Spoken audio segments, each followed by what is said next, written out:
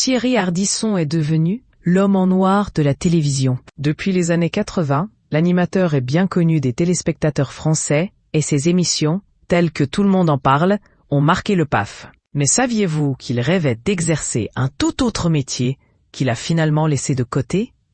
Thierry Ardisson, qui sort son livre L'homme en noir ce 14 mai, a connu une carrière prolifique à la télévision. Mais l'ex-présentateur de Salut les Terriens rêvait de gagner sa vie en écrivant des livres.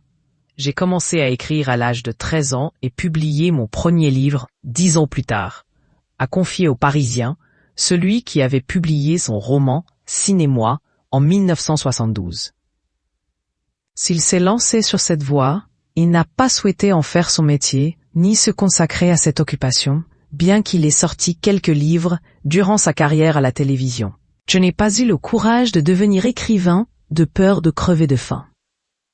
J'ai préféré faire de la pub, puis de la télé, pour gagner beaucoup d'argent, a-t-il admis. Celui-ci a grandi dans un milieu relativement modeste, élevé par une mère au foyer et un père ingénieur en BTP, et a tout fait pour s'en détacher.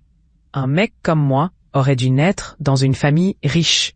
Je les ai détestés. Surtout, mon père n'a pas su choisir entre sa femme et sa mère, qui s'est installée chez nous. Thierry Ardisson est donc devenu concepteur-rédacteur dans la publicité, a fondé sa propre agence à la fin des années 70, puis s'est dirigé vers le milieu de la télévision. Après son départ de C8 en 2019 et l'échec de son émission Hôtel du Temps sur France 3 en 2023, Thierry Ardisson a eu davantage de temps pour se consacrer à sa première passion, l'écriture.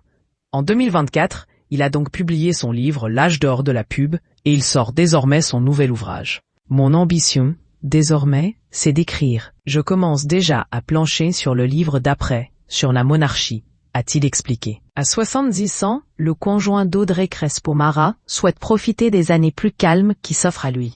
Mais il pense irrémédiablement à la fin. D'ailleurs, l'ancien animateur souhaite que ses obsèques soient réglées bien avant son départ. Je veux voir la mort arriver en face, pas qu'elle me prenne par surprise.